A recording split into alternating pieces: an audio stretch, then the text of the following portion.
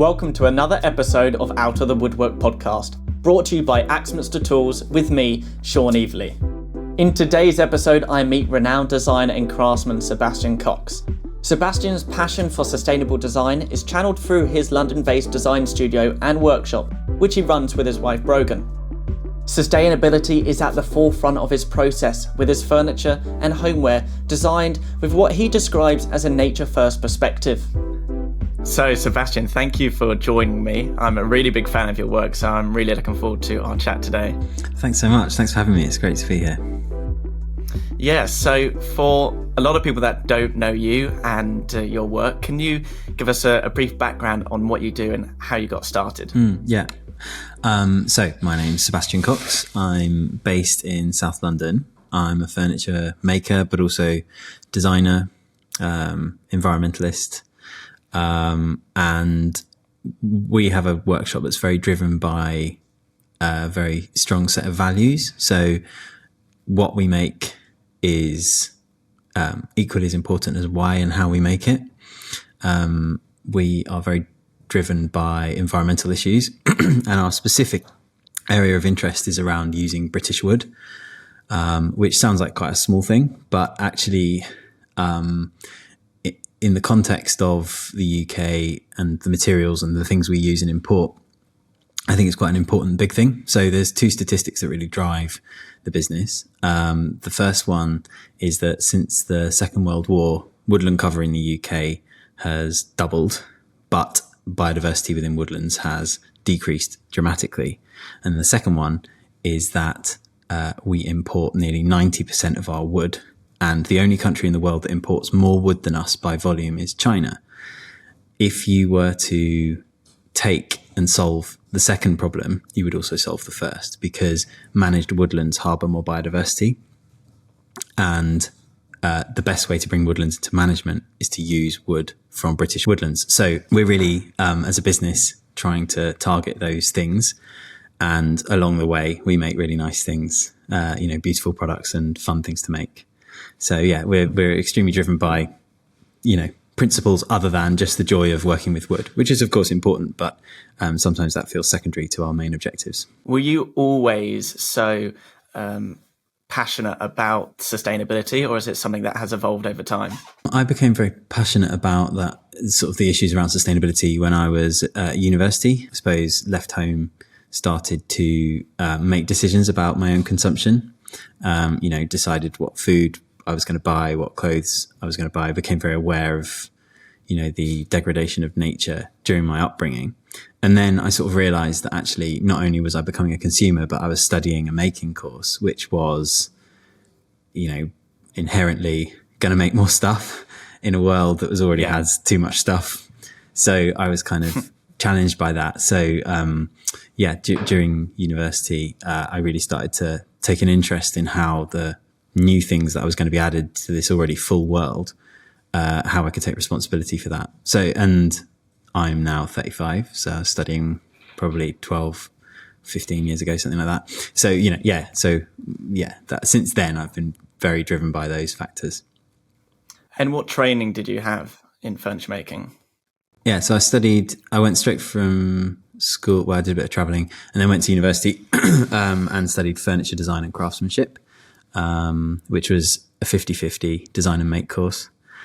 And initially I did that because I was more interested in the making part, but then I actually fell in love with the academic side of things during my studies, and then actually went on to do a master's afterwards in sustainable design. So kind of, I think I'm a real advocate for university courses that offer craft-based approaches, because it sort of captures people who maybe don't think they're academic and then brings them into a world which can have an academic slant and has room for deep thought and, discussion and debate. So that was my personal experience. I really didn't think I was an academic person, but ended up doing an MA and getting a distinction in it, and then subsequently writing manifestos. And I'm currently, currently toying with the idea of writing a book. So it's sort of funny how just an interest in carpentry can take you down a route like that. Yeah. If it's there, and that's the sad thing, is that those sorts of courses aren't necessarily there anymore.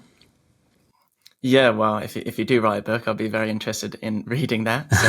So make one. Send you a copy. Yeah. Yeah, thank you. So right after university, did you set up on your own? And what was your big break, would you say? Yeah. So I actually exhibited at the London Design Festival during my MA. So I hadn't quite finished. I finished my undergrad and I was just coming up to writing the dissertation for my MA. And I exhibited at what was then called Tent London, which is now known as the London Design Fair, or it certainly was pre-pandemic. I think it's still going. It's in the old Truman Brewery in Brick Lane. And Okay. yeah, and I was showing some product which I was developing for my MA, and a shop. Three very glamorous women came along and started like pulling my products about and sort of talking about them in French, and I was kind of using my best school French trying to understand what they were saying, and they were being very assertive and all that stuff. And then they basically placed an order. Were you nervous? Yeah, I was terrified. Absolutely intimidated by these, clearly extremely experienced women who obviously, their role was, they were buyers, obviously, and I didn't really know what a buyer was. Anyway, they asked me for the prices, which I made up on the spot pretty much because I was not expecting to sell anything. And I think I had a rough idea, but anyway, of course, vastly underpriced them, and they ordered 24 lights and 24 hat stands, I think. So it's like my first order was 48 pieces, and I was still studying. Yeah. So I had to apply to the university for an extension on my MA to delay the dissertation. And they said that that was one of the best excuses they'd had for a dissertation delay. And, so yeah, I was in business suddenly, and I had to beg, steal and borrow. I had to use the university workshops, which was not permitted for commercial reasons, obviously. I think I'm okay to say that now, 10, 15 years on. But so I had to basically do that. So yeah, that was my big break. And that was and then suddenly I was in business. I traded for a little while on those kinds of things. But even when I started, as most businesses do, you don't have the kind of freedom to immediately do exactly what you want to do. But I was very determined that I wasn't going to make cabinets out of MDF. I really wanted to pursue the solid wood, British wood thing from the start. So I used to fit floors, fit reclaimed parquet floors to make my bread and butter money. And then I would reserve my workshop time for specifically those things that I did want to make. Yeah. Was it a struggle right after you got the big break? You got these orders coming in and you made them in the university workshop. But as you left university, I assume you set up your own workshop. And how was it growing a workshop from scratch? Because I've seen pictures of your workshop at the moment. It's very impressive, but I can't imagine it was like that right at the beginning. Yeah, no, absolutely. And that is the hardest thing, isn't it? Setting that workshop up. And so I was very lucky. My mum rents a farmhouse, which has some outbuildings. So a friend from university and myself saved up some money and bought some secondhand machinery and actually a lot of stuff from Axminster. Thanks, guys. And kitted out our workshop with the very basics, started doing work. Like I say, I was fitting floors to supplement my income, and you could earn quite good money fitting reclaimed floors. So I'd often go down to London, fit the floors, sometimes I'd earn a few £1,000 in a week or two, and then come back to the workshop which was in Lincolnshire near the university, and invest in a new bit of kit or whatever, and gradually built it up like that. Basically, I worked extremely hard. I think that's the thing that you have to do is you have to, unless you have all that money set aside to just buy loads of lovely new kit, you have to really graft and effectively work two jobs to get the one that you really want. To get that off the ground, you have to work another job to pay for it. So yeah, that's how I did it. Yeah. I get asked a lot by people on how to set up a workshop and how to start up. And a lot of people, ask, what tool should I buy first? But I have come up with a theory, and let me know what you think of it. And I think a lathe is the only tool where you can sort of make a project from start to finish.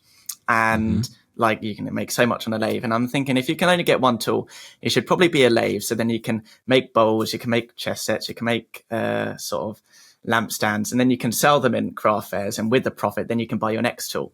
So I do. And obviously wood turning is a really good process to learn at the beginning and understand, the grain of the wood. So I would recommend people getting a lathe first if they could only buy one tool.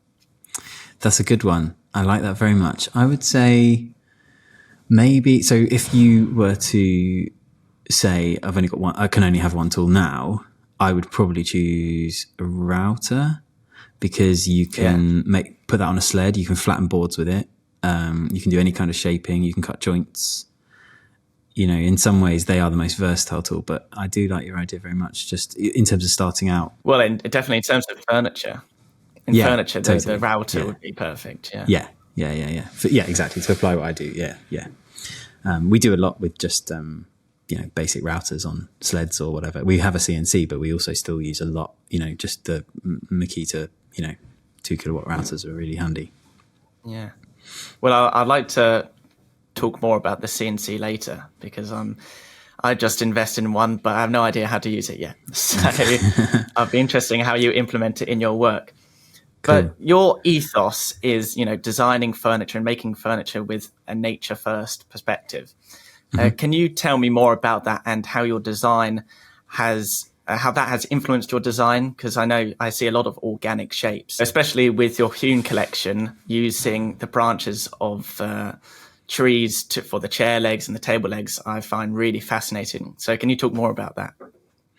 Yeah, so our nature first perspective is very much the idea that it's a sort of an inversion of the current way of consuming things in the world. So currently what we do is we say, we're humans, here's what we want, and then some business in the world somewhere will provide that for you and you pay it, and it's all about convenience first. And actually we put nature first in the sense that we look at resources and say, what's abundant and what does nature want to give us?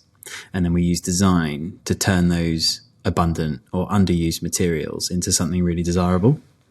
So they still fit the business model and they still give us beautiful things, and it still makes life a rich place, but it stands less of a chance of depleting natural resources.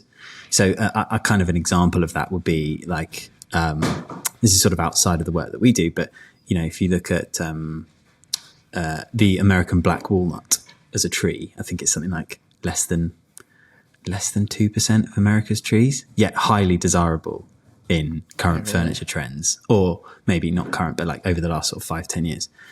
And when a client comes to us and says, oh, we've seen this thing, and they show us a picture of some American black walnut, and we sort of try and break down, why is it that you want that? And 2% of America's trees is still a lot of trees. I'm not saying that the American black walnut is endangered by any stretch. It's still a perfectly sustainable source, but it's just illogical to me that we would put so much emphasis on that when, for example, if we're talking about American woods, cherry is extremely abundant and out of fashion. And why is that out of fashion? And actually, if you stopped and rather than thinking about the decisions that we make being driven by magazine pages, if we drove those decisions by what actually grows in a woodland or a forest and what's available, then we would have much better outcomes for the environment. And I think that this, our business is set up in a way that's a microcosm example of effectively sitting down the guy who owns the American forest and the person who wants a dining table who's been reading, glossy magazines about interiors. Yeah. And if you sit them down in the pub and just say, look, this person wants a dining table, what trees have you got? They would very sensibly reach a conclusion that the person who wants the table will say, well, actually, cherry is quite nice, isn't it? Yeah, okay. Oh, and you've got lots of that, have you? Oh, right. Okay. Yeah, great. Rather than saying, look, could you please cut down, one of the few walnut trees you have left in your woodland. So it's about sort of inverting that, idea that fashion and trends and convenience lead things, and actually saying, what does the natural world want to give us? And our kind of microcosm example is our woodland. We've got a small 4-acre woodland in Kent, and we manage that for biodiversity first. So we're actively managing it to help with nature conservation in the woodland and bring species into the woodland through good management. And then we look at what does the woodland produce and what can we then do with that material. And you referenced the hewn chair, which we also have benches and coffee tables and other things. And that's a really prime example of that. So the hazel poles, which are slightly too big to be useful for hurdle making. They're slightly overstood. They're not that straight. They're kind of not prime coppice material. It's a great way to use them is to use them in those chairs and so forth. And that actually taking that entire approach to the whole ethos of making it an object gives you a very interesting aesthetic, I think. It gives you a really nice looking chair with unique, bark on legs. So it's all about that inversion. And the only way you can do that is by really getting to know materials as habitat and resources rather than just seeing them as, materials as if it sits in line with concrete and steel. Have you found that your clients share the same ethos, or are you constantly trying to educate, people in your beliefs more? Yeah, that's a really good question. Probably my main role is that education piece around clients. In recent years, they've, I suppose if you just sort of box them all up in one big box and call them like consumers or customers or whatever, the public, citizens, whatever you want to call them, I think everyone's become very interested in those stories in the last few years. So it feels like less of a battle. But I think, the sort of the sharp edges of those conversations come around things like knots and imperfections. And we think we have got our clients on board. We're quite selective as well, actually. We don't try and sell furniture to the wrong people. If people want perfection, if they want American black walnut, then to be honest, we kind of send them elsewhere. And we're quite choosy in that sense because there's no point in trying to make furniture for them. So we're a little bit selective, but part of that is to try and take them on a journey as well. And that's a good way of understanding how receptive they are to that story. And then that's part of the, process of, defining whether we're the right furniture maker for them. Because there's lots of furniture makers who can make the things if they actually do want that. But if they really want to buy in because they believe in the values, then that's brilliant, and that's a job well done. And stuff like Instagram is brilliant for us being able to get that message out there. And that's why we talk about the sort of the why, the reason behind the whole thing more than the actual furniture, because ultimately we're trying to attract people who believe in what we believe. And furniture is a sort of secondary thing, really. So you mentioned your woodland. I would like to know how that all started and if you've got any future plans for it. So, the woodland's 4 acres. It's ancient woodland in Kent. There's mixed broadleaf woodland, coppice woodland. It's on a farm that I grew up on when I was, from the age of about 10. My dad bought the farm, and then he had to sell different bits off, but kept the woodland. And effectively, when I was studying my MA, I was looking at coppiced wood and trying to use contemporary design to find uses for coppice wood. And I sort of was aware of coppice wood from my childhood growing up on the farm. And generally in Kent, there's got, all the woodlands around where I was living were coppiced.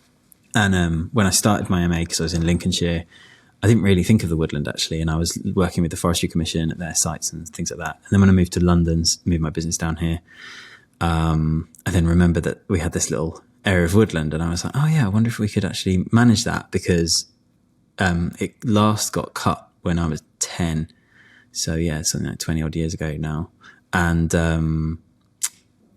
it hadn't been managed since, so it was very overstood.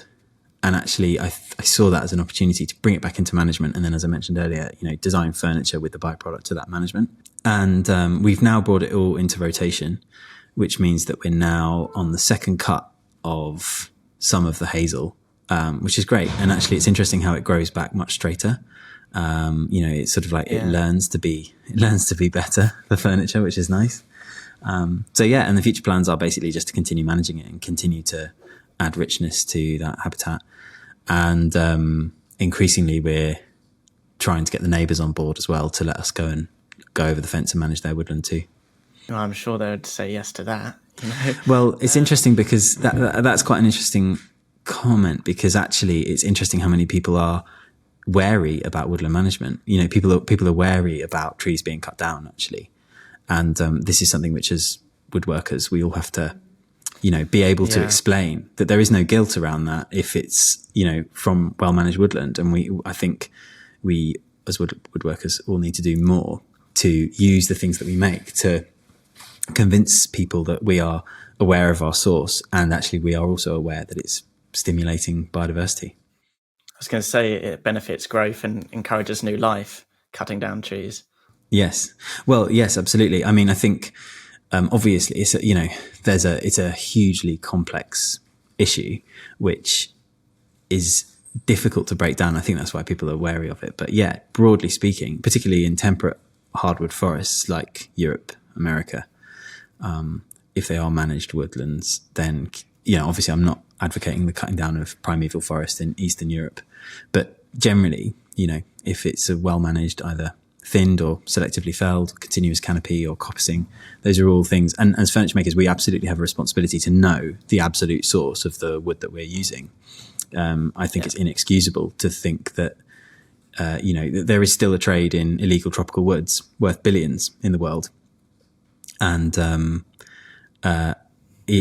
someone out there is making stuff out of that. And I think that's really inexcusable. And I think we all need to take a long, hard look at what we're doing. Yeah. So I know you have a Logosol sawmill, which you probably use a lot more often than mine. But I'm imagining that must be one of the most enjoyable parts of your job, is slabbing up a tree and seeing the grain for the first time. Completely, yeah. We actually don't use the Logosol that much anymore. We have now a band mill. We have a Woodland Mills HM 130 sort of trailer style sawmill. And then we also have Alaskan mills for really wide stuff. But yes, absolutely. Taking a stem of a tree and cutting it open is, it is that moment that connects the product to the habitat as well. And that's also the other thing that I love. And we often use it in the context of like the client's garden or maybe a park or something. We've been invited to go and mill a tree which hasn't been moved because they're heavy. And doing that with someone who hasn't seen that before, maybe it's the client's own tree, and I always get them to come along and see the first board off. So see the first opening, because that is magic. And someone who hasn't seen it before, and suddenly, you're creating moments of really special connection, which are going to make sure, they're going to ensure that, that object that you make at the end of it is going to become an antique of the future just by virtue of that material connection. It doesn't actually matter what it looks like, to be honest. It sort of becomes a very emotional thing. I remember when I was doing some sawmilling and I was cutting up a tree and I lifted the first, slab off, and I looked at the grain and I thought that would be a really nice tabletop. And then I did the next one and I thought, now that would be a really nice tabletop. And every single one, I just saw a good tabletop. I'm not sure if, the wood speaks to you and you can see exactly what you want it to be. Yeah. And exactly that. And also what I always find astonishing is how much wood a tree will yield.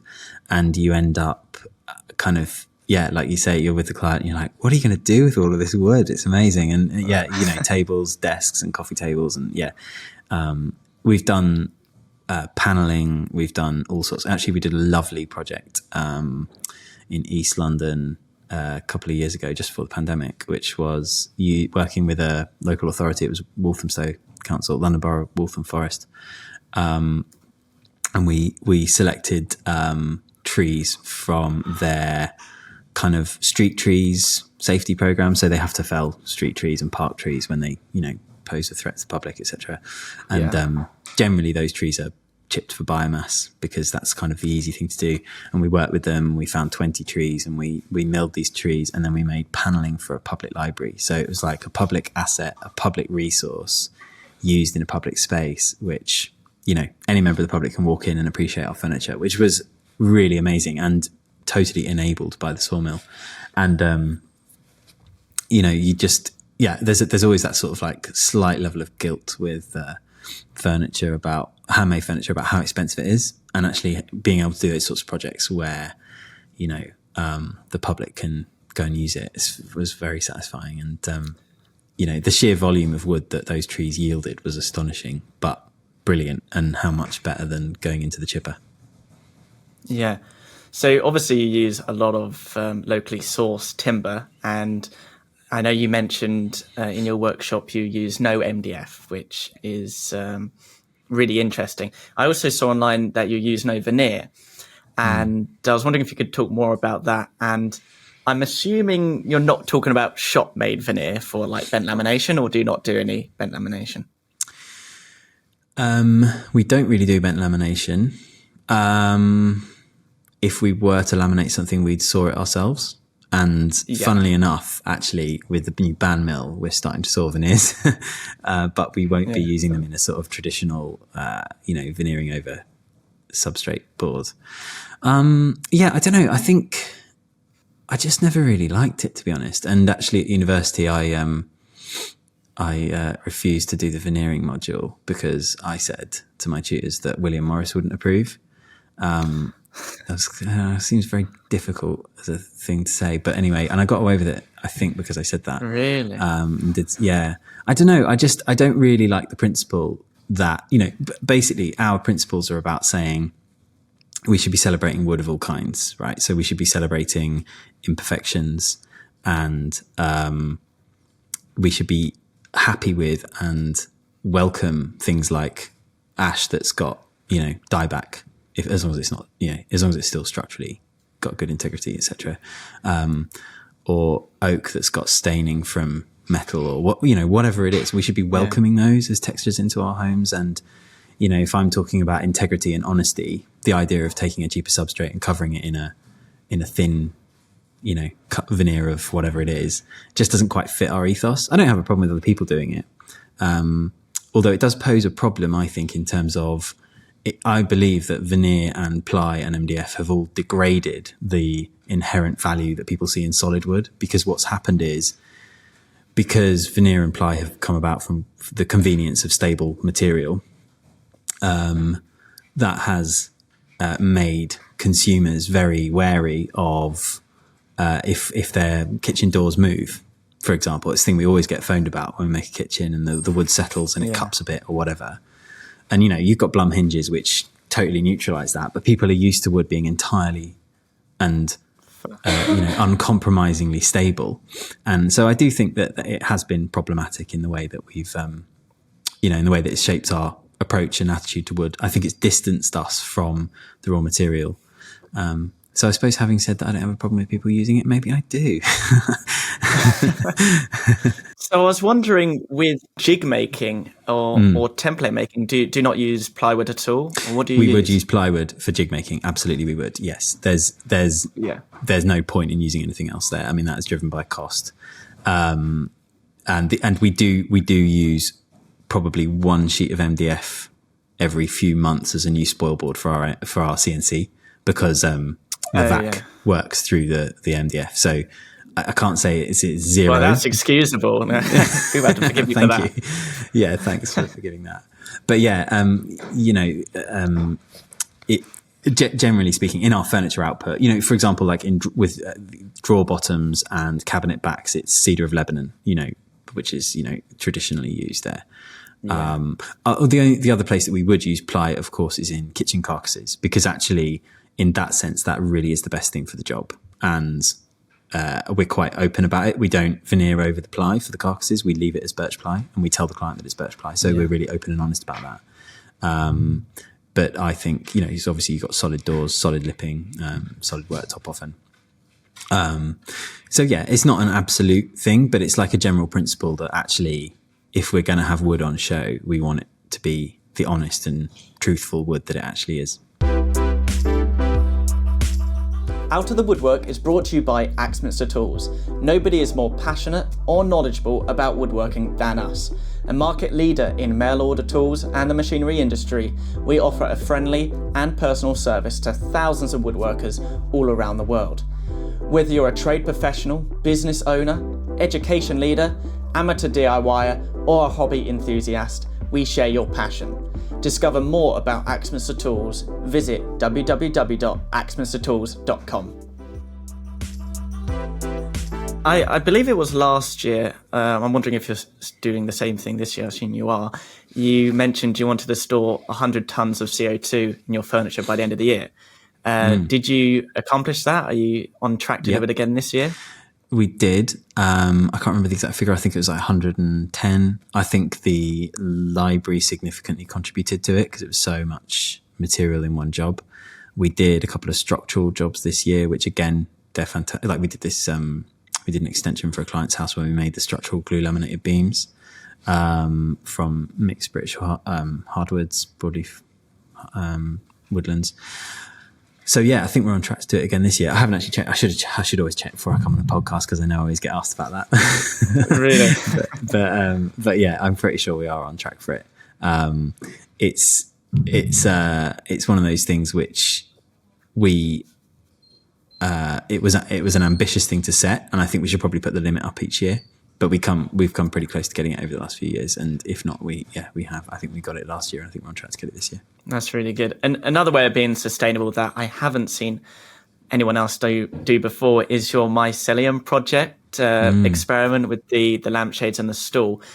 A few of my listeners, I am sure, won't know what that is, so I'd love you to explain that whole experiment. Yeah, Mycelium is the fibrous growth of a fungus, and it's typically found in soils. And listeners may have heard of this concept of the wood wide web, basically connecting trees through these fibers, which are fungal fibers. It also exists in wood, so it's the bit that sort of grows through the tree and begins to decay it. And you may have even seen mycelium when you buy wood in from a wood yard. If it's got a knot or a shake, often it's a split in the crack in the wood, and you'll see, if there's a bit of spalting nearby, you'll often see a little web of almost like spider's web or something, and that is mycelium growing through your wood. And if you have a bracket fungus, for example, the fruiting body that sits on the side of the tree has those fibrous structures going into the tree to feed effectively.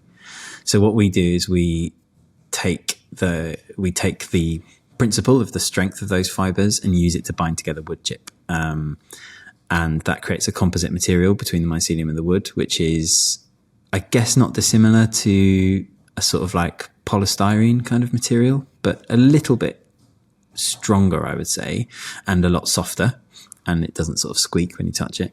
Yeah. And we grow lampshades predominantly with it. We have it's very glamorous to call it a lab. It's basically like a little storeroom with some kitchen equipment in it. But yeah, and that whole project was about trying to use from our coppice woodland, trying to use there's a species of tree that we have in there, which is goat willow, or sallow, which is not really strong enough to use in furniture, but we still coppice it and still have to find a use for it. So actually, one of the things that makes it sort of not so useful is its perishability. It rots very quickly in the wood, and because it rots quickly, that means it has little defense to fungal attack, and therefore it's perfect for inoculating and chipping up, inoculating, and then packing into molds and growing into different shapes. Yeah, I was very interested to find out that obviously the lampshades don't last forever, and you mentioned how furniture doesn't need to last forever. You mentioned we're in a world that has everything. When you first came up with this product, was the clientele, thinking, why am I spending this money if it doesn't last forever? And did you have to do some explaining? Yes, that's a really good question. So the principle, I guess, around, compostability is very useful around things like packaging, which mycelium has been used in that sort of realm. But a bit like wood, if you keep your lights dry and, if you chuck them on a compost heap, yeah, it would disappear probably in a week and a half. If you leave it indoors, it actually, because of a bit like a piece of wood, it's exactly like a piece of wood. If you we have medieval buildings that are still standing because the timbers have been kept dry. And it's that same principle, as long as it's an interior environment, it doesn't matter. So most of our clients buy and they can expect a decent lifespan, actually. So with the use of sort of using the mycelium in your furniture, I noticed you also use some leather in your chairs. Mm-hmm. How is using multimedia in your furniture a new thing? And do you want to explore that more? Yeah. It's yes. I mean, I'm still very much wedded to wood. That is my primary material. But I think sort of what I've been doing in recent years is kind of stepping back from too narrow a view on why wood is brilliant and actually looking at the habitat and ecosystem that it comes from. And that has so I've become very interested in the principles of sort of regenerative design, and wood is the most regenerative material that we can use, but there are others that sit within it. And so if you think about, using material from a biodiverse woodland habitat, what else can you get from that environment? If we know that, having intervening in natural cycles by harvesting trees benefits biodiversity, are there any other interventions that we can make which benefit biodiversity and also give us materials? And I've taken a great interest in sort of rewilding recently, last sort of 5 years or so. And, one of the things that rewilding has taught us is that putting herbivores into any kind of scrubland or woodland or pastoral environment in low densities brings great environmental benefit. And the reason for that is because actually, herbivorous disturbance is totally natural in woodlands, but we have hunted those animals away and then we've domesticated those animals and then put them in fields, which is sort of only one part of where that animal might naturally want to exist, and we've kept them out of our forests. So actually, places like the Knepp estate in Sussex have shown that, low densities of free roaming animals actually they set up ecosystems which can bring back rare and endangered species like, the nightingale, for example, benefits from the scrub that is created by the low density browsing of the cattle. So that sort of begins to make the cattle, almost a product of good woodland management in some sort of way. And actually that's when I started looking at the leather, I was thinking, what else can we get from these wilder landscapes? What else can we obtain? And so we made a lounge chair and magazine rack using hides from cattle which have browsed woodland. So they've got amazing scratches in them from, barbed wire fences or brambles or whatever it is. And they've lived a very natural life. The character must be amazing. Yeah, absolutely it is. And it's like the knots in a piece of wood, it's that same principle, celebrating the imperfection, which tells a story basically. And it's been really brilliant. As I say, I am a maker, but I'm also a product designer. And so to bring in other materials in a way that doesn't compromise on our principles is really exciting and interesting. And, I'm really driven by that because I adore wood, but I don't want to be limited to only one material. It's what limits me is a set of principles. And, so I want to work within that as much as possible. Yeah. You mentioned designing and making. Would you consider yourself more of a designer, more of a maker, or even an environmentalist more? What's your main one? That really depends on what day of the week it is. Yesterday I was planing up a load of green oak for a tree house that we're making at the moment, and just loved being on the planer. And in that moment, I was very much a maker. Last week I was designing a landscape for a hotel, and very much a designer and loving that. It's really hard. I'm extremely lucky to have a job where I can, satisfy all three of those parts of what I love doing. And I've worked really hard to build that. And, so I'm going to dodge your question and not pick one. That's all right. So in terms of the work you do, you mentioned you do tree houses and the cladding and all the furniture. Can you tell us a bit more about the ranges you do, and also I'll touch on to digital fabrication. Have you always used that? Because I know some woodworkers used to be against it, but have you always loved the idea of using the CNC in your work? That was on the CNC. I think as soon as I could kind of afford one, I was really interested in what it could do.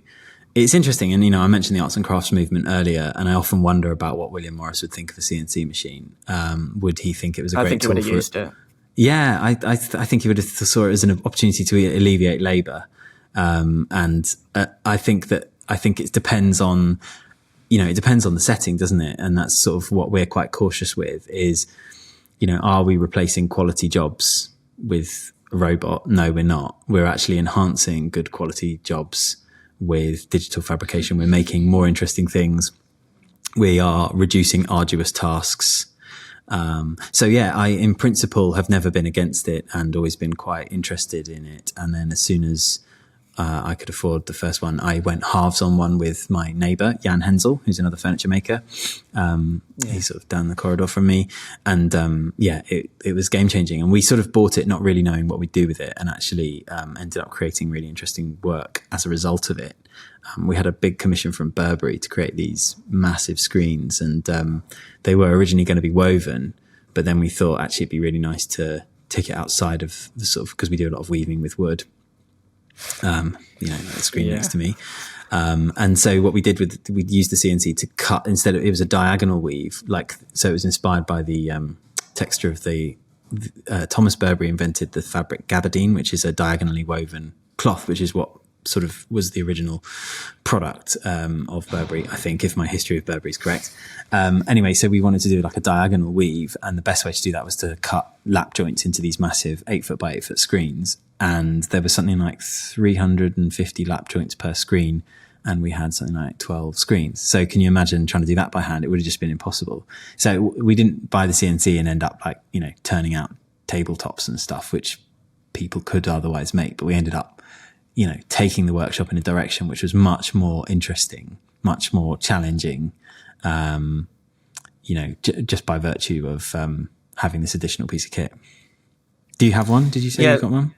Yeah, I just bought a much smaller one than yours, I'm sure. And I just finished setting it up and getting used to the software. I'm not sure what software you use. I use VCarve.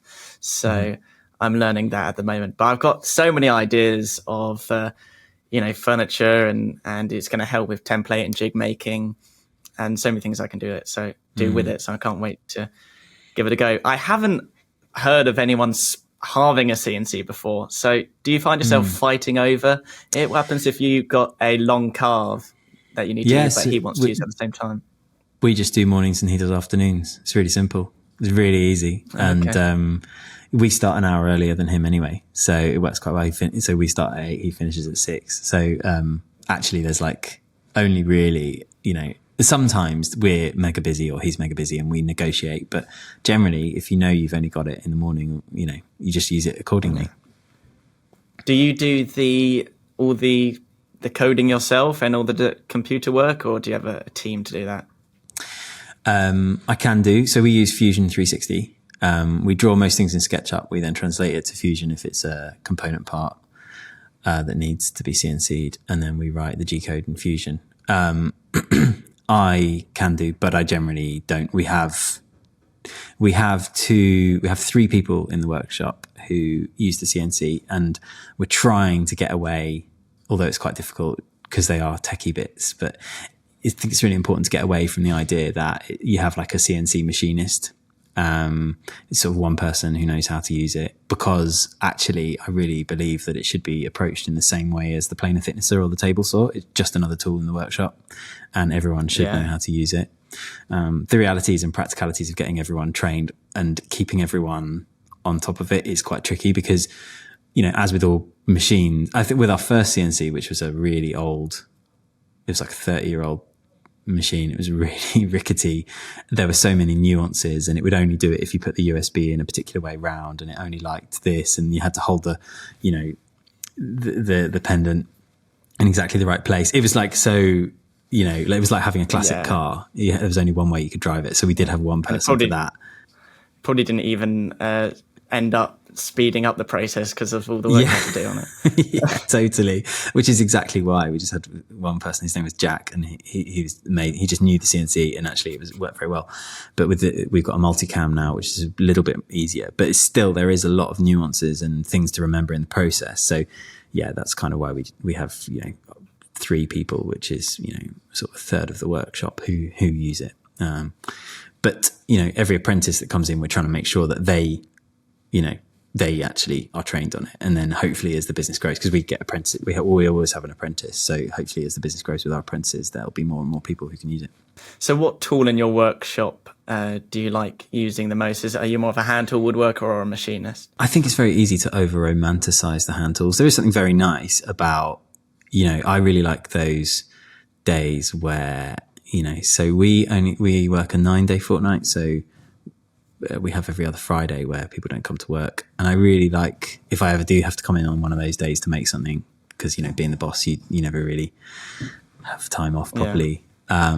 I love those days where you're just at the bench with hand tools and I can have something like the cricket on the radio and, just use I've got some very sentimental tools I've got some Norris planes, which are my great granddad's. And so sort of like using those, with the cricket on, it doesn't get much better than that. But then at the same time, I absolutely love our 4-sided planer. That's such a great bit of kit. When you switch it on and you get all 4 motors humming and they sort of harmonize with each other. It's like having a choir in the workshop and getting that really tuned right, and then throwing through, whatever, like 20 cube of lovely English ash. It's can't beat that as well. So I'm again not giving you a completely definitive answer. Not no, I completely understand. I think a lot of woodworkers now classify themselves as hybrid woodworkers. So a bit of hand tools, bit of machinery, getting the best of both worlds.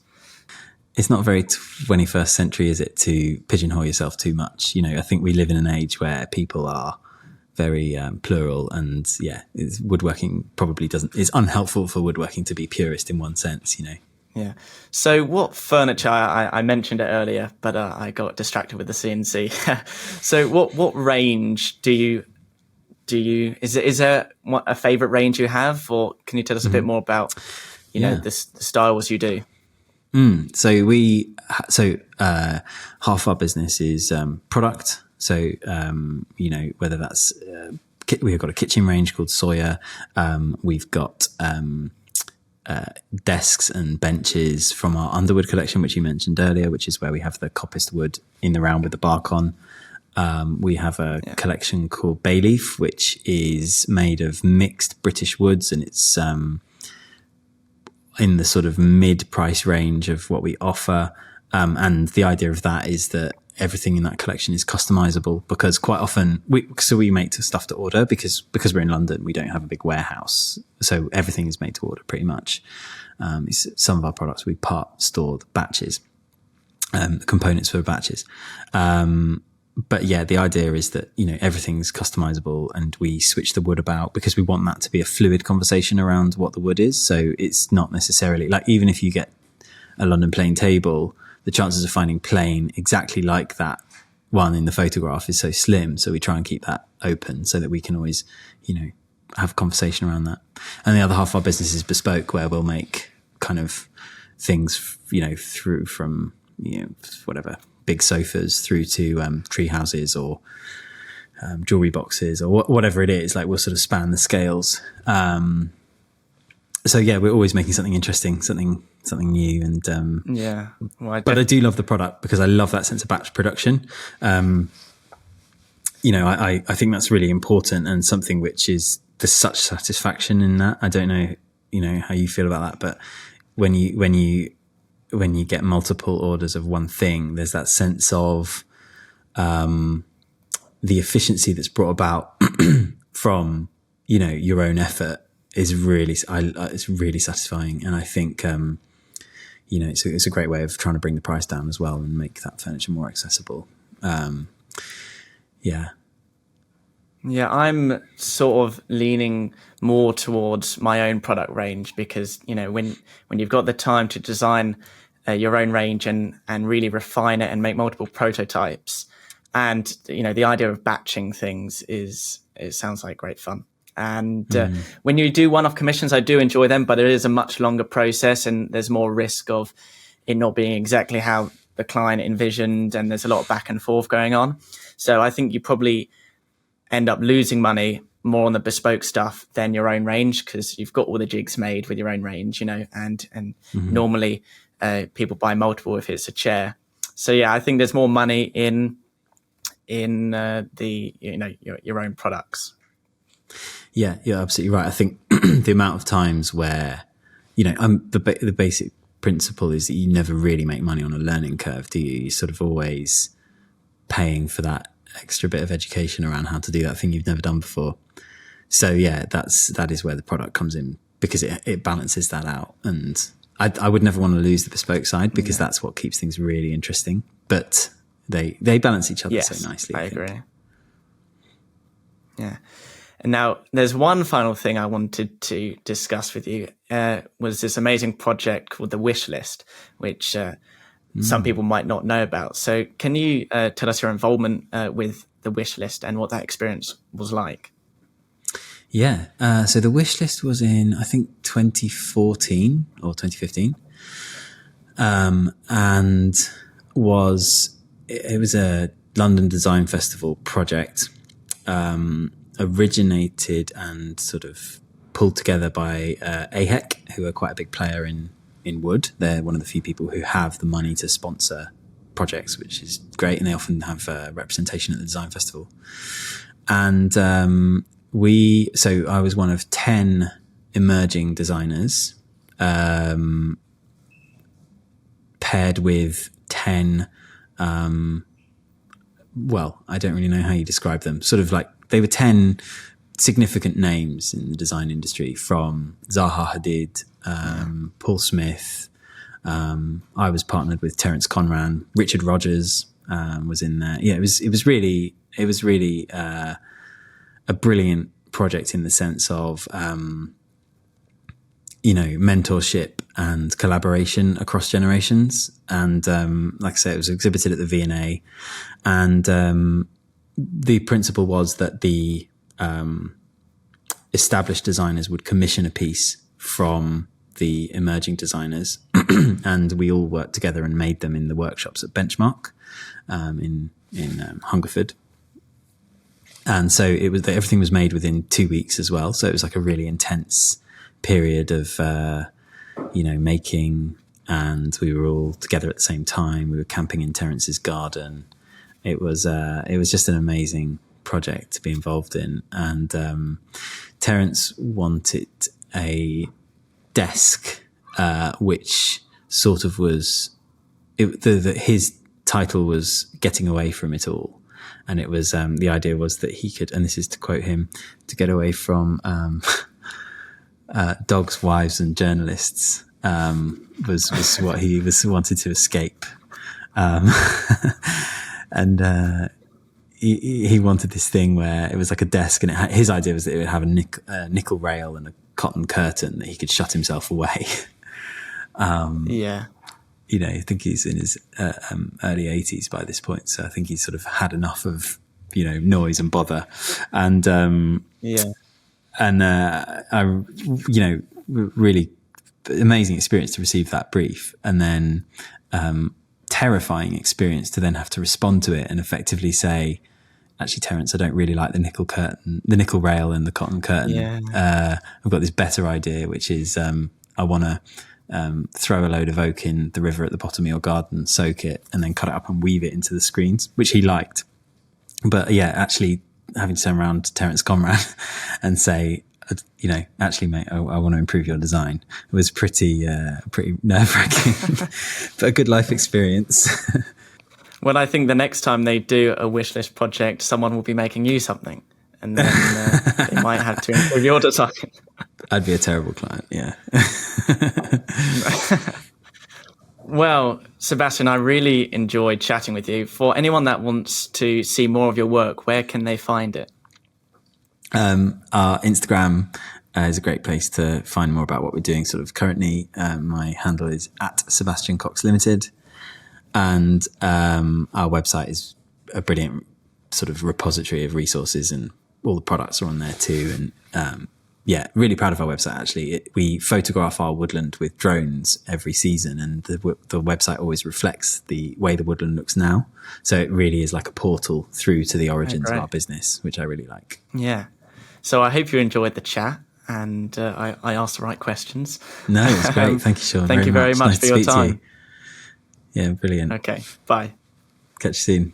Join us again next time for another episode of Out of the Woodwork. For more episodes, to listen and subscribe, search for Out of the Woodwork on all major podcast sites, including Apple Podcasts and Spotify. For more woodworking project guides, demos, tools, reviews, and more, visit www.axminstertools.com.